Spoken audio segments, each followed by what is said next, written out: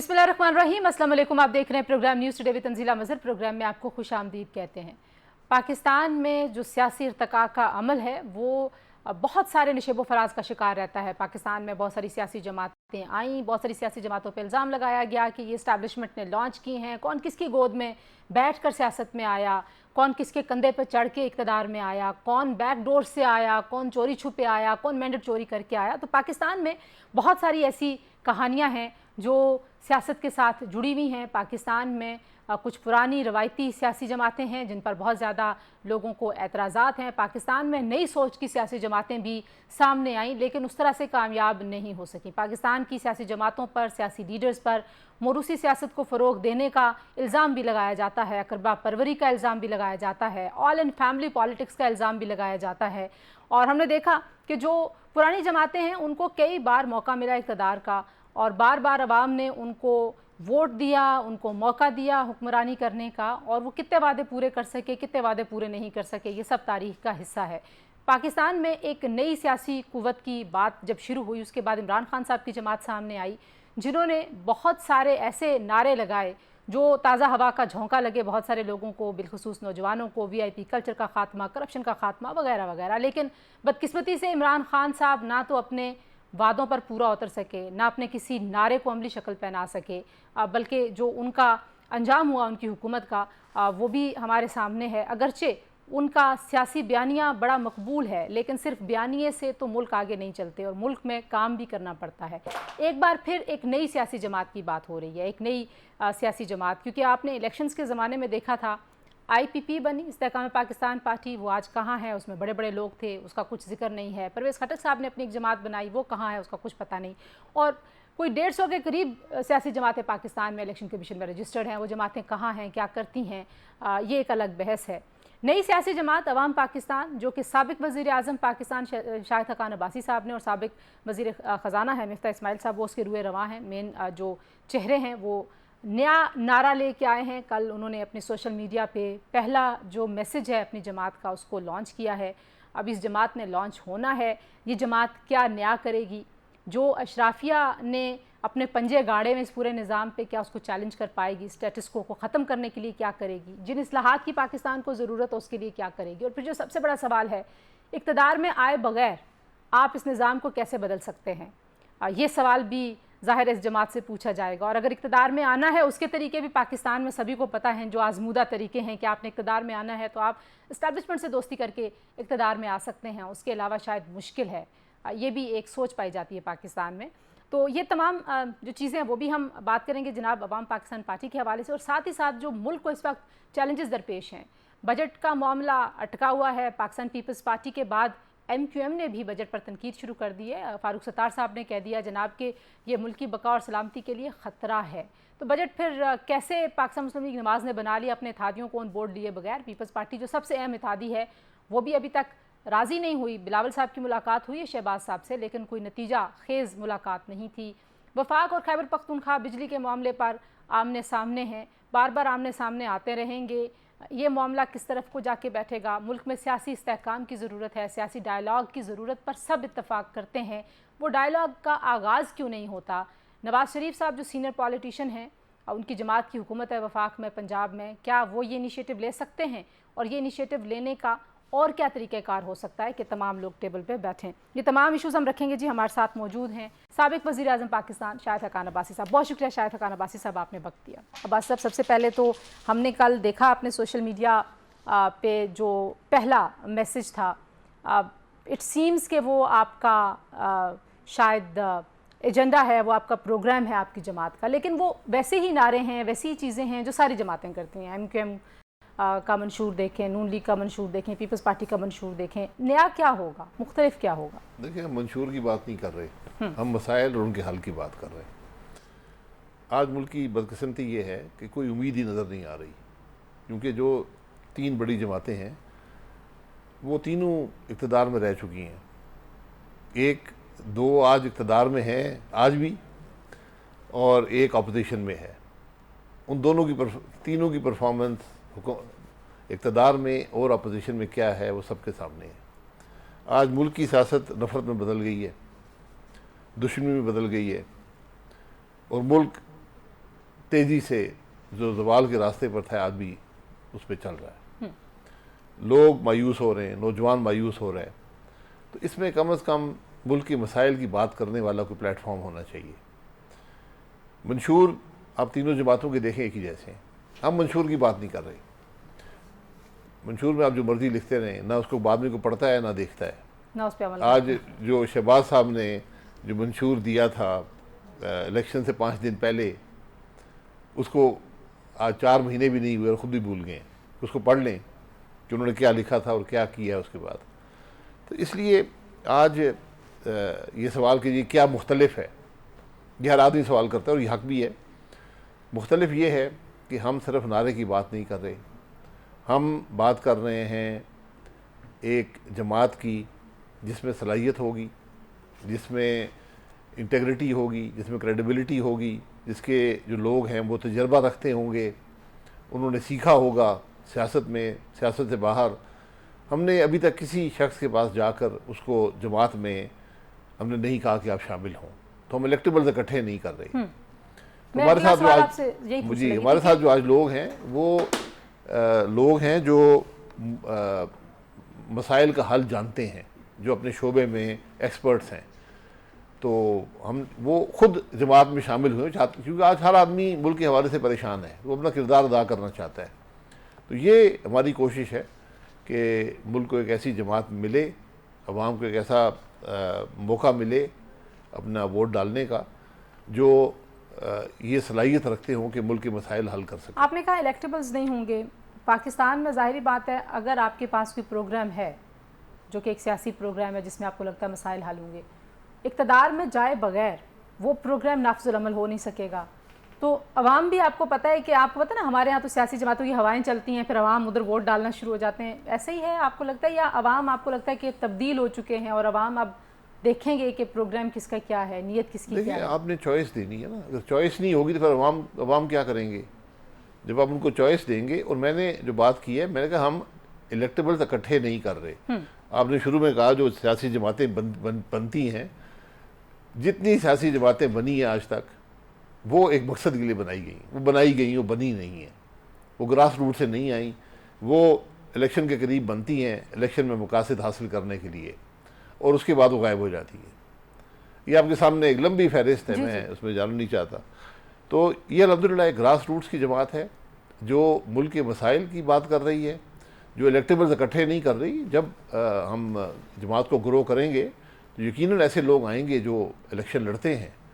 लेकिन अगर हम ये समझा कि वो जो मेयार है जमात का, कि आपकी एक तजर्बा हो, आपकी एक सलाहियत हो, आपकी एक इंटेग्रिटी हो, आपका एक शोहरत अच्छी हो, तो वो लोग जमात में शामिल होने चाहिए। ताकि हमने सब कुछ आजमा लिया है ना, आज जमातें आपके सामने हैं, कुछ कर सकी हैं, कुछ भी नहीं कर सकी। तो इसलिए एक मुख्तलिफ तरीके से हम सियासत को देख रहे हैं। क्या मसला आपको लगता है कि जो एक ज़ाहिर एक स्टेटस को कायम हो गया पाकिस्तान में, अल्टीमेटली जो नई आवाज़ें भी आई वो उसी स्टेटस को का हिस्सा बन गई, चाहे वो मुल्क के दानिश्वर हों, सहाफ़ी हों, सिविल सर्विसेज में आने वाले लोग हों, लॉ इन्फोर्समेंट एजेंसीज़ की बात कर लें, सिस्टम पूरा का पूरा, अदलिया, एवरीबडी। तो आपको लगता है कि पॉसिबल है अभी भी इस स्टेटस को चैलेंज करना, ख़त्म करना, कम करना इसका असर, और मुल्क को किसी सिमत में लेके जाना? जी, चैलेंज करेंगे तो ख़त्म होगा। अगर आप उसका हिस्सा बन जाएं तो कभी ख़त्म नहीं होगा। तो आज जो जमातें हैं वो उसका हिस्सा बन चुकी हैं। उनको सिर्फ इक़्तिदार चाहिए, सिर्फ कुर्सी चाहिए, उसके बाद उनको कुछ उनके पास है नहीं, ना कर सके हैं। तो इसलिए अगर आप इक़्तिदार ढूंढेंगे तो शायद इक़्तिदार आपको मिल जाए, लेकिन आपके पास वो सलाहियत नहीं है कि आप उसको हल कर सकें। अगर हम आइन से हट जाएंगे तो फिर एक गैर आइनी रास्ते पर चलेंगे, गैर आइनी रास्ते से हुकूमत में आएंगे। बहुत तजर्बे हो चुके हैं, सब के सब नाकाम ही जाते हैं, नुकसान सिर्फ मुल्क का होता है। तो हमने एक मुख्तलिफ एक चॉइस पाकिस्तान के अवाम को देनी है, उनके सामने अपना पैगाम रखना है। तो मुझे उम्मीद है कि लोग रिस्पॉन्ड करेंगे। ये एक जमात क्या इसमें कुछ डिफरेंट भी आपने कहा कि आप सारे वो लोग हैं जो मेनली सामने नज़र आ रहे हैं कि जो अपनी अपनी जमातों से इख्तलाफ राय रखने की वजह से जमातों से अलग हुए। तो इस जमात का स्ट्रक्चर कैसा होगा? इसमें भी हमेशा के लिए कोई एक ही सदर होगा? आपके बाद आपके बच्चे होंगे। जी, हमने आइन बना दिया, उसको पढ़ लें, उसमें सब कुछ ये बातें लिखी हुई हैं। अच्छा, कि जो ओहदेदार हैं वो सिर्फ 2 टर्म, 3 साल की टर्म है, 2 टर्म तक रह सकते हैं। अच्छा। और जो ओहदेदार हैं, जो असेंबली के मेंबरान हैं, उनको रिज़र्व सीटें और सेनेट की सीटें नहीं मिलेंगी। ये हमने अभी से लिख दिया है। ये तो बात ये है कि आपने मसाइल के हल की बात करनी है, आपने रास्ता दिखाना है, आपने सिर्फ बातें नहीं करनी। अब मुश्किल ये है कि जो जमातें मौजूद हैं बातें भी नहीं कर सकती। नहीं, आप खुद प्रेशर ग्रुप बनेंगे, यानी कि जाहिर है जब आप हुकूमत में नहीं हैं एंड आप एक नई जमात बना रहे हैं तो आपका जो रोल होगा वो जाहिर है अपोजिशन का रोल होगा। तो यू थिंक कि आप पार्लियामेंट से बाहर ही सही बट आप एक अपोजिशन का रोल अदा कर रहे होंगे? बिल्कुल। आज जब हम जमात बना रहे हैं तो हम इक़्तिदार में नहीं हैं, हम पार्लियामान में भी नहीं हैं, लेकिन यकीनन एक आवाज़ जो मुल्क के मसाइल की बात करे उसको तक़वियत मिलती है, लोग उसी तरफ देखते हैं, क्योंकि उनको वहाँ से तो कुछ मिल नहीं रहा। जो आज पार्लियामान के अंदर जो हुकूमत है और जो अपोजिशन है, दोनों से मुल्क के मसाइल की बात तो नहीं हो रही, एक दूसरे पर इल्ज़ामात लगाने में वक्त गुजारते हैं। तो इसलिए अगर कोई आवाज़ एक ऐसी होगी जो बैलेंस्ड होगी, जो एक दूसरे को गाली नहीं निकालेगी, जो सियासत बराए सियासत नहीं करेगी, जो मुल्क के मसाइल उसके हल की बात करेगी, तो यकीनन सारा जो डिबेट है, जो डायलॉग है, उस तरफ डाइवर्ट हो जाएगा। लेकिन अब ये भी बताइए कि ज़ाहिर है हमारे यहाँ ये भी एक तासुर है कि जब तक आपको किसी के आशीर्वाद हासिल ना हो तब तक आप एक कामयाब तहरीक या जमात नहीं बन सकते, यानी कि इस्टेब्लिशमेंट आपके साथ ना हो या कोई भी ताकतवर इदारा, अदलिया फॉर एग्ज़ाम्पल आप लोगों के साथ, मतलब अदलिया के साथ तो खैर आपके मामलात और तरह के नहीं हैं जैसे बाकी जमातों के अभी फंसे हुए हैं। तो क्या आपको लगता है कि इस्टेब्लिशमेंट से दोस्ती किए बगैर, उनसे हाथ मिलाए बगैर, उनको ऑन बोर्ड किए बगैर आप सियासत और ये जमात कामयाबी से चला पाएंगे? कामयाबी आप किसको कहती हैं? जो पाकिस्तान में आप कहते थे कोई अदम एतमाद कामयाब नहीं हो सकती इस्टेब्लिशमेंट की हिमायत के बगैर, मतलब ये एक पैमाने है ना कामयाबी। हिमायत ये भी है कि वो उसको रोके ना, ये भी हिमायत होती है ना कि आप उसको रोकेंगे नहीं। अच्छा। आपके सामने एक मिसाल मौजूद है कि इमरान खान साहब ने जब एतमाद का वोट लिया तो बाजवा साहब ने नंबर पूरे करके दिए, जब एतमाद का लिया जी, और जब अदम एतमाद हुआ तो उन्होंने साथ नहीं दिया। तो आज इमरान खान साहब फरमा रहे हैं कि जी मुझे उन्होंने मदद नहीं की रोकने में। तो मैं उस हवाले से कह रहा था, लेकिन बात यह है कि ये सब तजर्बे नाकाम हो चुके हैं। ये बात अब इस्टेब्लिश हो चुकी है, इस्टेब्लिशमेंट जो काम करती रही है, जो एक्सपेरिमेंट करती रही है, उसकी गुंजाइश नहीं रही। अब एक ही रास्ता आपके पास रह गया, वो आइन का रास्ता है। तो आप भी वही उसको कहना चाहिए, एंटी इस्टेब्लिशमेंट एक लफ्ज़ है, वो सियासत करेंगे, आप प्रोडक्टिव सियासत करना चाहते हैं, आप तमाम इदारों को साथ लेके मिलके चलने की सियासत करना चाहते हैं? हम आइन की सियासत करना चाहते हैं। ये रिश्ते आइन के अंदर डिफाइंड हैं कि पार्लियामान का अदलिया से क्या रिश्ता होगा, फ़ौज का क्या किरदार होगा, एग्जेक्टिव क्या करेगी, ये सब चीज़ें लिखी हुई हैं और बड़ी वाज़ेह तरीके से लिखी हुई हैं। हलफ भी मौजूद हैं हर ओहदे के आइन के अंदर। तो यही रिश्ते हैं। अगर आप समझते हैं कि रिश्ते दुरुस्त नहीं तो उनको दुरुस्त कर लें, एक डिबेट इस मुल्क में करवा लें कि जनाब ये नहीं, ये ऐसे होना चाहिए, ठीक है, लेकिन कोई मुल्क भी, कोई इदारा भी ज़ाब्ते के बगैर नहीं चल सकता। हमने जब आइन से हम हटे तो हम ज़वाल की तरफ गए। अच्छा, ये आज एक हकीकत है, इसे हमें कबूल करना पड़ेगा। अच्छा, एक ये भी आपने देखा होगा पाकिस्तान में जो वोटिंग पैटर्न होता है उसमें ये भी देखा जाता है कि ज़ाहिर है जिस लीडर के नाम पे एक जमात मानी जानी जाती है, उस जमात के अंदर जितने भी लोग होते हैं समा उनको भी रिलेट किया जाए, यानी कि आप नवाज़ लीग में थे तो नवाज़ शरीफ का जो वोट बैंक था वो आपका वोट बैंक था। तो आपको लगता है कि जो शख्सियत के इर्द गिर्द घूमती हुई सियासत है, आप उसको भी कुछ चैलेंज देंगे इस जमात के थ्रू? जी यकीनन, देखें शख्सियात की अपनी जगह है, इसमें कोई शुबा नहीं है, लेकिन एक वक्त आता है कि शख्सियात से हट कर आप उस जमात के किरदार पर, उसके कारकर्दगी की तरफ चले जाते हैं, शख्सियात की अहमियत कम हो जाती है। हम बदकिस्मती से चूँकि इलेक्शन यहाँ पर चोरी होते रहे हैं तो हम वहाँ पर पहुँच नहीं सके और हम वही शख्सियात के गिर्दी घूमते रहे। और आज जमातों की हालत ये है कि उनके पास कोई आगे प्लान नहीं है कि कहाँ जाएंगे, क्या काम करेंगे। वो एक ही चीज़ आपने बहुत दफ़ा बेच दी तो फिर वो आगे माल बिकता नहीं है। इसलिए आज सियासत जो है जमूद का शिकार है, सियासत मुकम्मल जवाल का शिकार। जो नए लोगों को आप ज़ाहिर दावत तो दे रहे हैं, लेकिन आपको ख़ुद पता है कि सियासत एक महंगा काम है पाकिस्तान जैसे माशरे में। आपके पास बड़ी गाड़ी होनी चाहिए, सिक्योरिटी गार्ड्स होने चाहिए, आपकी पुलिस के साथ अच्छी सलाम दुआ होनी चाहिए कि आप किसी का मसला हल कर सकें।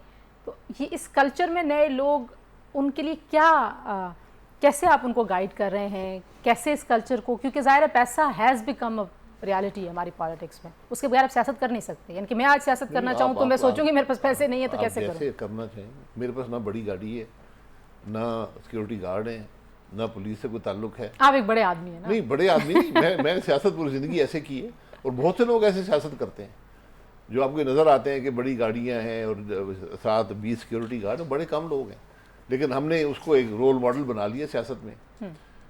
पैसे यकीनन चाहिए होते हैं, आप अपनी फंड रेजिंग करें, जमात करती है, और उसको आप बेहतर तरीके से करें, आप उसको डॉक्यूमेंट करें। यहाँ पर तो जमातें जो पैसे लेती हैं डॉक्यूमेंट करती ही नहीं है, तो आप डॉक्यूमेंट करेंगे जी डॉक्यूमेंट करेंगे। जो ओवरसीज को भी आप कर रहे हैं इनवाइट, क्योंकि ये भी एक ओवरसीज पाकिस्तानीज को, क्योंकि अब तो ये एक दावा हो गया ना कि ओवरसीज तो सारे के सारे इमरान खान साहब के साथ हैं। नहीं, वो देखिए लोगों के रवैया बदलता रहता है सियासत में। अब देखें भुट्टो साहब कहाँ पर थे, पीपल्स पार्टी कहाँ पर थी, मुस्लिम लीग आई, मुस्लिम लीग कहाँ पर पहुँची, पीटीआई की क्या हकीकत थी 2018 से पहले, कैसे वो इक़्तिदार में आए, फिर क्या कुछ हुआ। तो आपने अपनी जगह बनानी होती है, आपने वो बात करनी है जो मुल्की हो, जो अवाम समझें कि ये मुल्क के मसाइल हल कर सकते हैं। क्योंकि आज एक गैर मामूली हालात है मुल्क के अंदर, हर आदमी परेशान है, हर आदमी मायूसी का शिकार हो रहा है। तो आपने इस चीज़ को रोकना है, आपने अवाम को एक उम्मीद देनी है, एक रास्ता देना है। आप उम्मीद और रास्ता देंगे, और यंग लोगों को और ख़वातीन को बिलखुसूस आप जो है वो इसमें शामिल करें। ये जी सबको आप देखें, ये सबको करना पड़ता है। ये इस वक्त आप देखें कि आपके 2/3 जो लोग हैं उनकी उम्र जो है वो 30 साल से कम है, 2/3 पॉपुलेशन की। और मेरा ख्याल वोटर भी जो है उसकी अक्सरियत भी अब 30 साल से कम की हो गई है। ठीक है। और ख़वातीन हमेशा से 45% से ज़्यादा रही हैं वोटर्स का। तो आप जब तक उनकी बात नहीं करेंगे, उनको एक होप नहीं देंगे, तो फिर सियासत करना मुश्किल होता है। अच्छा, एक ब्रेक लेते हैं। आपकी जमात के हवाले से तो हमने बात कर ली, जो बाकी जमातें कुछ उनका अहवाल और हुकूमत की जो मुश्किलात हैं कुछ उन पर भी बात करेंगे जी। साबिक़ वज़ीर आज़म पाकिस्तान शाहिद हक़ान अब्बासी साहब हमारे साथ मौजूद हैं। Stay tuned. Welcome back to news today ji, और बात हम करें शाहिद हक़ान अब्बासी साहब से। अब्बासी साहब, जो आपकी जमात को कैसा रिस्पॉन्स मिला है? बाकी जमातों से किसी ने कोई बेस्ट विशेज़ भेजी हैं? आपके बहुत ज़ाहिर है देरीना और पुराने ताल्लुकात हैं सारी जमातों से। मियाँ साहब ने उस दिन आपकी बड़ी तारीफ़ें की मरी में, बड़ा उन्होंने एक्नॉलेज किया आपके साथ को। उन्होंने कोई बेस्ट विशेस भेजी नई जमात के लिए? नहीं, अभी जमात हमने लॉन्च नहीं की, अभी तो एक सोशल मीडिया पे ऐड आया है, बट एवरीवन नोज कि आप जमात ला रहे हैं। जब जमात हम लॉन्च करेंगे तो शायद उम्मीद है कि सियासत में होना भी यही चाहिए कि अगर कोई जमात आ रही है तो यकीनन दूसरे जो जमातें हैं उनसे उन्हें कह सकती है भाई आप मुबारक को आप बेहतर कोशिश करें, सारे मिलकर मुल्क की बात करते हैं। मियाँ साहब से 35 साल का ताल्लुक़ है, बल्कि उससे भी लंबा है, और मुझे ये रिश्ता बड़ा, मैं इसका एहतराम करता हूँ, बड़ा अजीज़ है। और तो जब से आप अलग हुए तब से आपका कोई राब्ता बातचीत नहीं मुलाकात उसके बाद नहीं, सितंबर के बाद मुलाकात नहीं हुई, आखिरी लंदन में हुई थी। लेकिन ज़ाती मुलाकात जब भी मियाँ साहब हुक्म फरमाए, इतना लंबा ताल्लुक़ है, उसमें कोई मुझे, उनकी हमेशा बड़ी शौकत रही है। जो बातें उन्होंने मीडिया पर की हैं, अपने लोगों के सामने की हैं, मैं इस बात का बड़ा एहतराम करता हूँ, बड़ी उनकी बड़ाई है, वरना सियासत में इस तरह होता नहीं है हमारे मुल्क में। हाँ, ये उनकी बड़ी मेहरबानी है, और उन्होंने रिश्ते का पास किया है। और मैंने कहा कि मुझे ये रिश्ता बहुत मोहतरम और अजीज़ है। ये भी बताइए कि जो इस वक्त पाकिस्तान मुस्लिम लीग नवाज़ को चैलेंज दरपेश है, ज़ाहिर है उस जमात में आपका एक बहुत लंबा अरसा गुजरा है, आपको लगता है कि उस चैलेंज से निकलने का कोई ऑप्शन है, परफॉर्मेंस ऑप्शन है, कोई पॉलिटिकल रीथिंकिंग, कोई नैरेटिव का रीडिफाइन होना, क्या चीज़ उनको ज़रा बेहतरी की तरफ लेके जा सकती है? देखिए मुश्किल काम है, क्योंकि जो नैरेटिव था पाकिस्तान मुस्लिम लीग नून का अपोजिशन में, और पाकिस्तान मुस्लिम लीग नून ने अपनी सियासत का 2/3 हिस्सा अपोजिशन में गुजारा है। ये बात हम भूल जाते हैं अक्सर, ज़्यादा ये बात जी। तो उनका जो बुनियादी जो बात थी, जो 2021 से एक बड़ी खुलकर सामने आई और जिसको अवाम में बड़ी पज़ीराई हासिल हुई, वो वोट की इज़्ज़त दो का नैरेटिव था। जब आप उससे हट के आपने इक़्तिदार की बात जब शुरू कर दी, तो फिर अवाम के अंदर एक मायूसी हुई, और PMLN की परफॉर्मेंस जो इलेक्शन में थी वो बड़ी तशवीशनाक है मेरी नज़र में। क्या सियासी जमातों के पास अभी भी मौका है कि वो ये जिस भी नहज पे, जिस भी डगर पे अब आपका मुल्क आ चुका हुआ है, इसको यहाँ से, इस बहरान से निकालें और स्टेबिलिटी की तरफ लेके जाएं? क्योंकि एक क्राइसिस है, उसके बाद दूसरा बहरान दर बहरान है। वो कहते हैं ना, एक दरिया के पार उतरा तो एक और दरिया का सामना था। ये वाला हाल है सियासत का। तो सियासतदान रियलाइज़ कर रहे हैं आपके ख्याल में? देखिए, दरिया चैलेंजेस होते हैं ना, आपके सामने एक मसला खड़ा है, आपने उसका मुकाबला करना है। तो मुकाबला जो है वो अखुवत में है, वो इत्तेफाक में है। इस तरह हम सियासत कर रहे हैं, इसमें तो किसी को कुछ नहीं मिलेगा और ये बड़ी खामख्याली है सबकी। आज आपके सामने हर जमात इक़्तिदार में रह चुकी है, बताइए उसने क्या किया है? 2018 के बाद हर जमात को इक़्तिदार मिला है, वो बता दे। तो आज किसी के बस की बात नहीं है कि इन चैलेंजेस का मुकाबला कर सके, वो सोच भी नहीं है। और मुझे सबसे जो अजीब बात नज़र आती है कि फ़िक्र भी नहीं है। हम बिल्कुल जैसे मामूल का मुल्क चलाते हैं, इस तरह मुल्क चलाने की कोशिश कर रहे हैं। कैसे लगता है आपको फ़िक्र नहीं? फ़िक्र का क्या पैमाना फिक्र हो? आप रिफॉर्म करें, आपको बदलना है इस निज़ाम को। ये नाकाम हो गया है, ये ख़त्म हो गया है, ये कुछ नहीं देगा आपको। आपको तो इतने मैसिव रिफॉर्म्स चाहिए जिसके बगैर मुल्क चलेगा नहीं। हुक्मरानी के तरीक़ेकार को बदलना होगा। हुक्मरानी के तरीक़ेकार को बदलना होगा। आपका जो सोशल कॉन्ट्रैक्ट अवाम से है वो क्या है, उसको आपको रिविज़िट करना होगा। आप ने मुल्क में एक मईशत को इस्तेकाम देना होगा, और माशी इस्तेकाम सियासी इस्तेकाम के बगैर नहीं आएगा। वो जो तरक्की का एक हमने फ्रेमवर्क बनाया हुआ अपने जहन में, वो यही है कि आप सड़कें बनाएं, आप बड़े बड़े प्रोजेक्ट्स करें। ज़ाहिर है वो ज़रूरी हैं, वो सारे मुल्कों में होते हैं, लेकिन आपको लगता है कि शायद हमें उसको भी एक्सपेंड करने की ज़रूरत है? इंसानी तरक्की के ऊपर बात होनी चाहिए। आपने लोगों को क्या ज़िंदगी दी है, आपने म्यार ज़िंदगी कैसे बेहतर किया है, कहाँ थे लोग खड़े, आज कहाँ हैं? ये सब चीज़ें भी पॉलिटिक्स में नहीं होती डिस्कस। जी, ये नहीं होती, ये तो डिस्कस करना चाहिए, क्योंकि रास्ता बड़ा मुश्किल है। आप कर्जे लेकर डेवलपमेंट के प्रोजेक्ट नहीं कर सकते।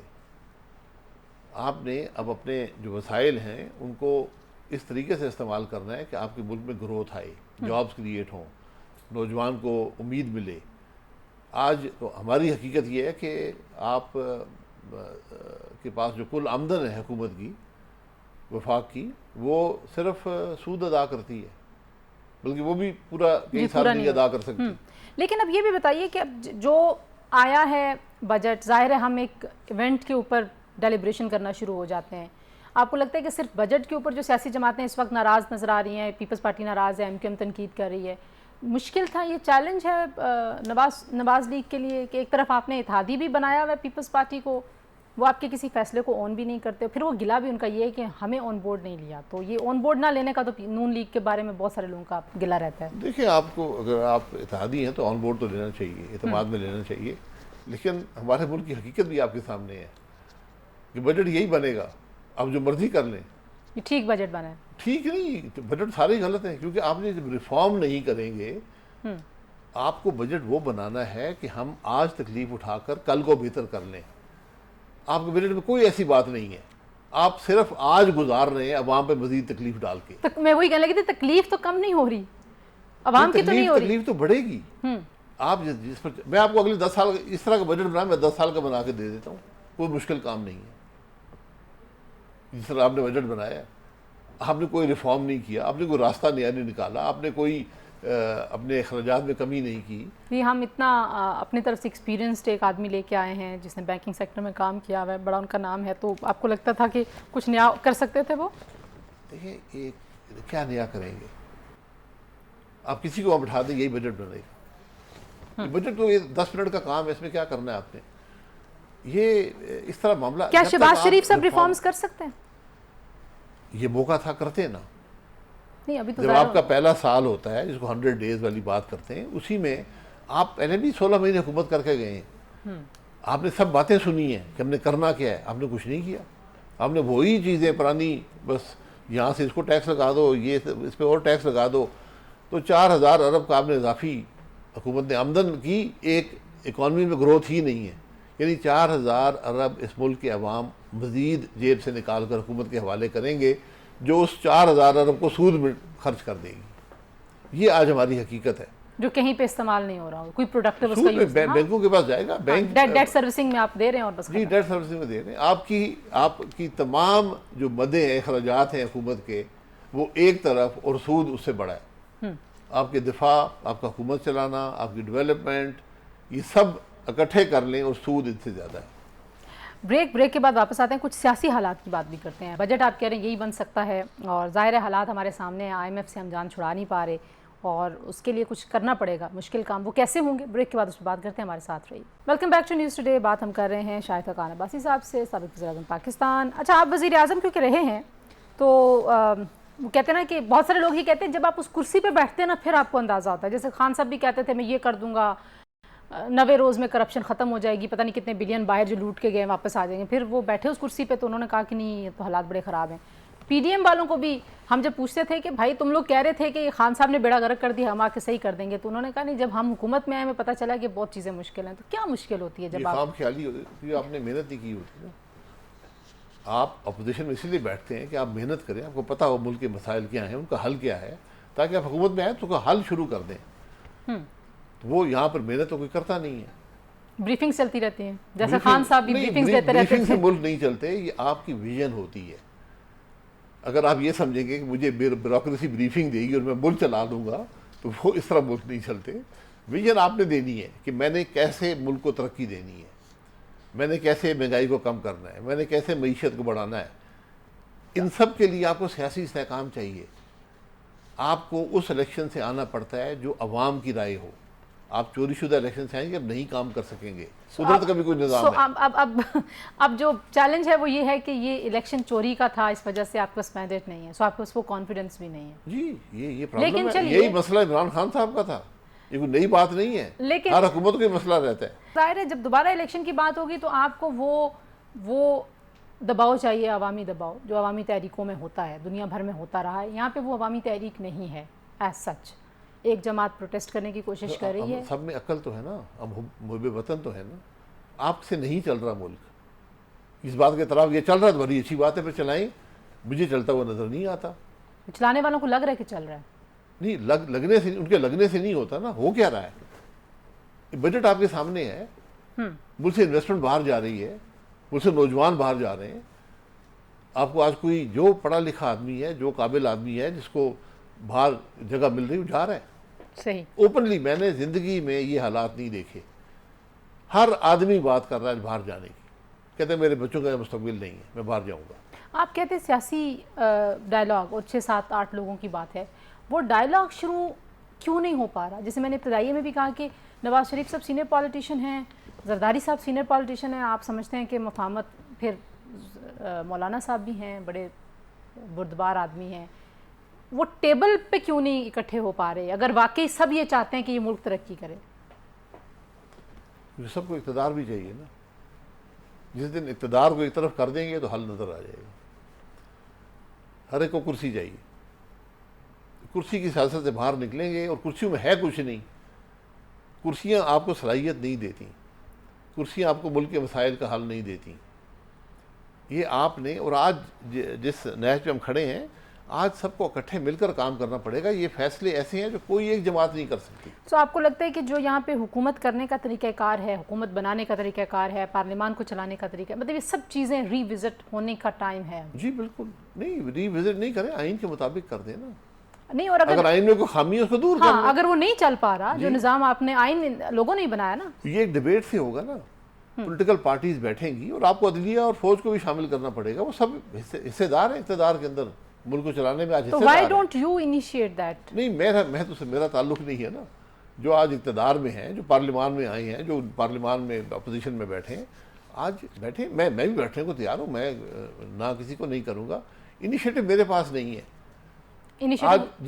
जो आज साहिब इक़्तिदार हैं, जो साहिब इख्तियार हैं, वो बैठे।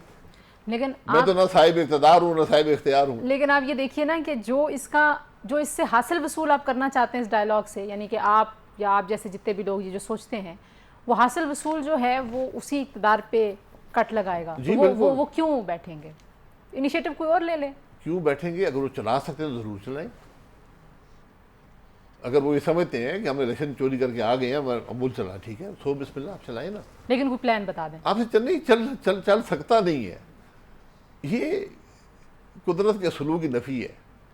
हम इस बात को समझते नहीं है।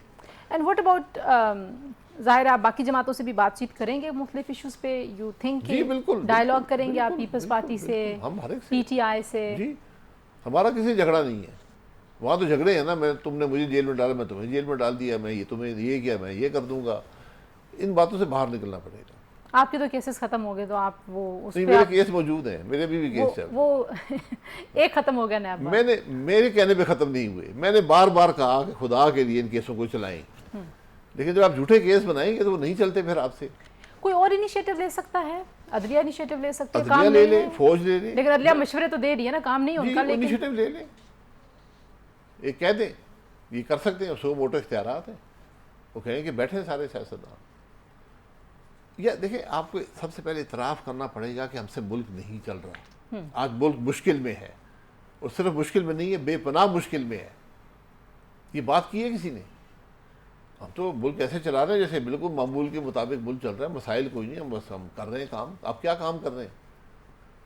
आप तो जो स्टेटस को मेंटेन नहीं कर पा रहे। जो खान साहब का इशू आपको लगता है कि वो भी यानी कि अब आप देख लीजिए, वफाक और खैबर पख्तूनख्वा लोड शेडिंग पे लड़ रहे हैं, ये मामले भी डिबेट से हल होने वाले हैं या? जी डिबेट से हल होंगे।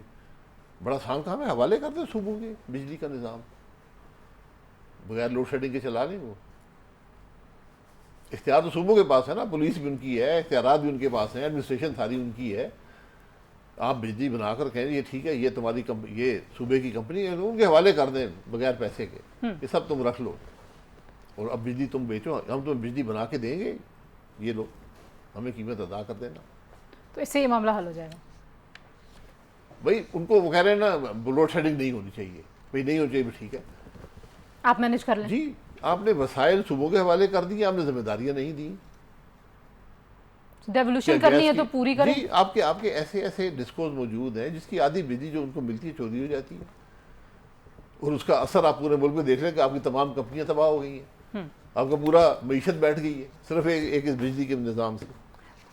सो हर चीज़ आप समझते हैं कि एक पॉलिटिकल डायलॉग से आगे बढ़ेगी, वरना ऐसे ही गलत फहमियों में रहेंगे सारे। और मरीम नवाज के भी 100 डेज पूरे हो गए। सियासी इस्तेहकाम के बगैर माशी इस्तेहकाम नहीं आएगा। दे आर सेलिब्रेटिंग के मरीम नवाज ने 100 दिन में बहुत अच्छा काम किया। Did you get a chance? करना चाहिए सेलिब्रेट। देखिए मैं तो सेलिब्रेट उस दिन करूंगा जब मुझे मुल्क चलता हुआ नजर आएगा, मुझे रिफॉर्म नजर आएगा। बाकी सेलिब्रेशन आप हर रोज किया करें। सेलिब्रेशन किस बात की कर रहे हैं? मैं तो ये जो अब तमगे बांटते हैं, मैं सब तमगों के खिलाफ हूँ। मुझे बताएं किस शख्स ने काम किया इस मुल्क के अंदर? 365 तमगे आपने बांट दिए। काफी सारे बांट दिए। Thank you so much. 3065 बांट दिए। जी बहुत शुक्रिया शाहिदा खान अब्बासी साहब, आप हमेशा बहुत अच्छा लगता है आपसे गुफ्तगू करके। एंड आई होप कि जो आप वे फॉरवर्ड बताते हैं मुल्क में जो इस वक्त साहिब इख्तियार और इक़्तिदार हैं, वो भी इन लाइन्स पे सोचें और मुल्क को आगे लेके जाया जाए। आज के लिए इतने जी, अपना ख्याल रखिए। अल्लाह हाफ़िज़।